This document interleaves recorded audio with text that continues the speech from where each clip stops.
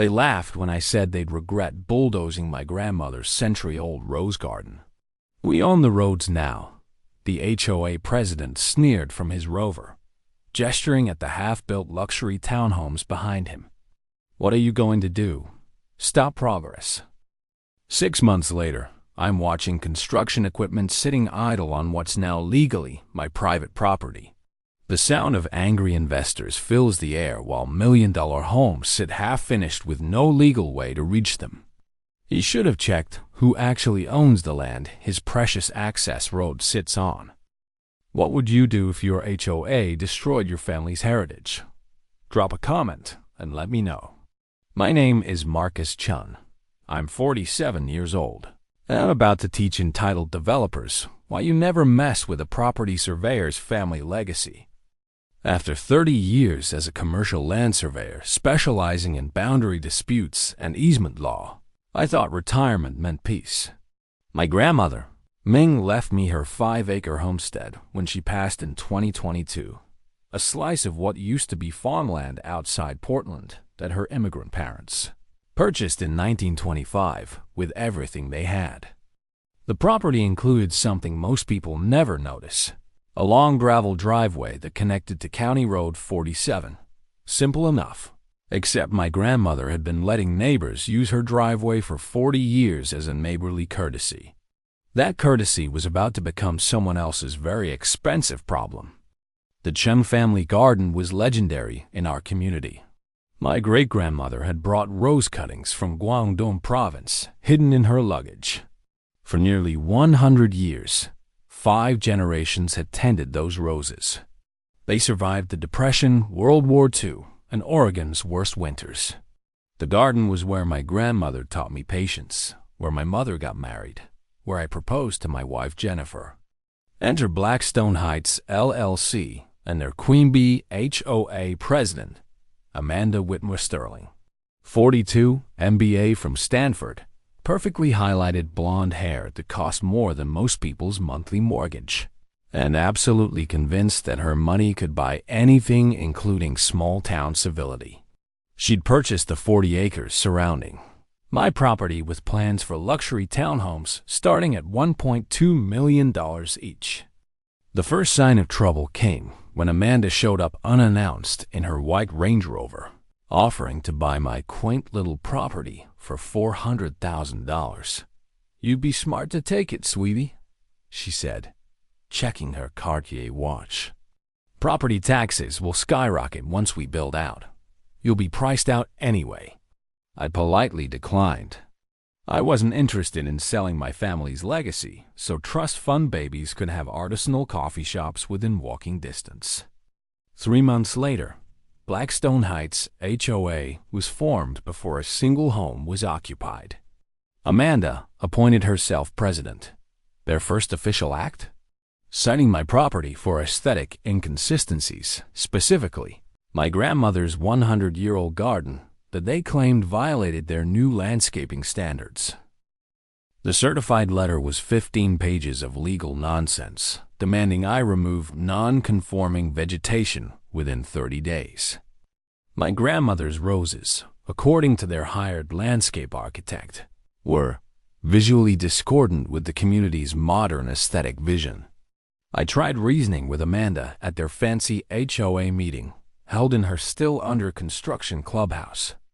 I brought historical society documentation, photographs spanning decades, even my grandmother's original seed catalog from 1925. "History doesn't increase property values, hon," Amanda interrupted, her voice dripping with condescension as it echoed in the empty marble lobby. "Our covenants require all properties maintain standards we've established. The community has voted." "What community?" I asked. "You're the only resident. You don't even live here yet." "The investment community," she corrected with a smile as fake as her eyelash extensions. "Our buyers expect perfection. That rustic garden aesthetic doesn't fit the brand we're building."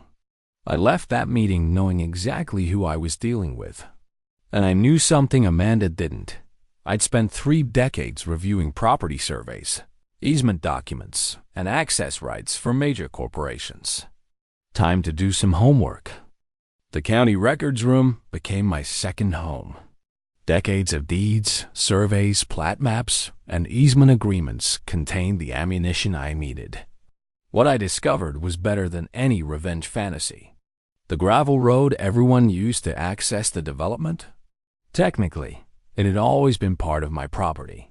My grandmother had granted what surveyors call an informal permissive easement. Essentially, she let people use her driveway out of kindness, but never legally deeded it as a public or permanent easement. Better yet, when Blackstone Heights bought the surrounding land, they'd assumed the road access was part of the package. Their attorneys had done sloppy title work, never confirming the easement was legally recorded. They'd started construction on a $50 million development without securing their only viable access point. The legal term is easement by prescription. When someone uses a route long enough, they might gain legal rights to it. But Oregon law requires 10 years of open, notorious, continuous use without the owner's permission. Since my grandmother had explicitly granted permission, the clock never started. Every car that drove through was only there by the Chun family's grace. Amanda's response to my first violation notice was predictable. She ignored it. The second notice offered a compromise. Preserve the roses, relocate them carefully. Anything but destruction. Still nothing. Then one Saturday morning, I woke to the sound of heavy machinery. Amanda had hired a contractor to accidentally destroy my garden while grading her property. The surveyor stakes were mysteriously placed 20 feet onto my land. By the time I got there, decades of heritage roses were being crushed under bulldozer tracks. Engineering error, Amanda shrugged when I confronted her, barely looking up from her iPhone. These old property lines are so unclear, sweetie. Sue me if you want. I've got lawyers on retainer. That's when I made my decision. I was going to use the one weapon Amanda's money couldn't buy, the law she'd been too entitled to check. I hired Elena Rodriguez, the toughest real estate attorney in 3 counties. She built her reputation destroying developers who thought rural communities were easy targets. When I showed her the historical surveys, her smile was like watching a shark scent blood. They built their entire access road on your property without securing the easement, she said, spreading documents across her conference table. This is developer malpractice 101. Their title insurance won't even cover this. It's too obvious. We crafted a careful strategy. First, record a formal notice of property boundary with the county, establishing beyond doubt that the access road was mine. Second, send Derek's development company and their investors a certified letter explaining their $50 million mistake. Third, wait for the panic. The legal notice arrived at Blackstone Heights on a Tuesday. By Wednesday morning, Amanda was in my driveway, her white Range Rover blocking my car, her perfectly made-up face flushed with rage. "This is extortion," she shrieked, her designer heels clicking aggressively on my pavement. "You can't just revoke access." "Actually, I can," I replied calmly. "You're currently trespassing on private property without permission. Leave, or I'll call the sheriff. I'll sue you for every penny you have. You should talk to your lawyers first. They'll explain the difference between easements and permissive use. Then they'll explain how much their malpractice insurance is going to pay your investors." The development fell apart faster than Amanda's composure. Construction stopped immediately when workers realized they were accessing the site through private property without authorization. Investors discovered their million-dollar lots were landlocked without legal access. Amanda tried everything. She offered me $200,000 for a permanent easement, then $500,000, then $1 million. Each offer came with increasingly desperate language from increasingly expensive lawyers, but I wasn't interested in money. I was interested in justice for my grandmother's roses. Her next move was trying to establish access through neighboring properties, but those owners wanted nothing to do with her mess. She attempted to get county approval for a new road, but environmental reviews would take years. She even tried claiming adverse possession, which her own lawyers told her was legal suicide. The final nail came when her lender discovered the access problem. They froze all construction funding pending resolution. Without money flowing, subcontractors placed liens on the property. Investors sued for fraud. Amanda's carefully constructed empire crumbled like chalk. 6 months after my garden was destroyed, I sat in a mediation room with Amanda, her attorneys, her investors, and a judge. Amanda looked like she'd aged 10 years. The perfectly coiffed hair was now showing roots, the designer outfit replaced with something off the rack. The arrogance was gone, replaced by the hollow eyes of someone watching their dream die.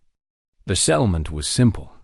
Amanda would purchase a proper permanent easement across my property for $2 million, triple the initial market rate, with additional penalties for the destroyed garden. She would publicly apologize in writing. And most importantly, she would fund the restoration of my grandmother's garden using heritage rose specialists, regardless of cost. "You destroyed me over flowers," Amanda said, her voice barely a whisper, her usual condescension completely gone. "No," I corrected. "You destroyed yourself by being too entitled to do basic title research.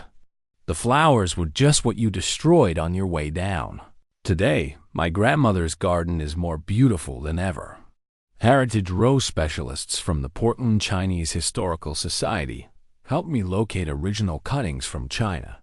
The garden includes a memorial marker explaining its 100-year history and honoring the immigrant family who built it. Amanda's development eventually completed, though with significant losses. New management replaced her, and they're much more respectful of neighborhood history. The townhomes are beautiful, and the new residents often visit the garden. But here's my favorite part: the easement agreement I crafted includes a clause requiring all Blackstone Heights residents to help maintain the historic garden.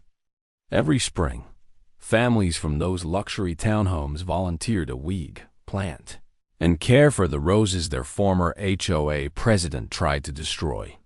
Your HOA or developer thinks they can steamroll you because they have money and lawyers. But money doesn't beat knowledge, patience, and the willingness to fight for what matters.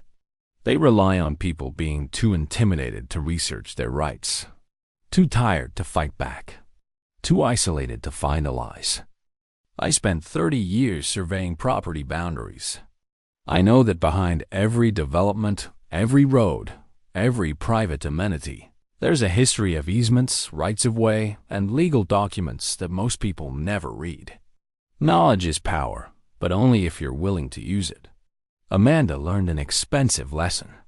Never destroy something irreplaceable, especially when you're standing on someone else's land.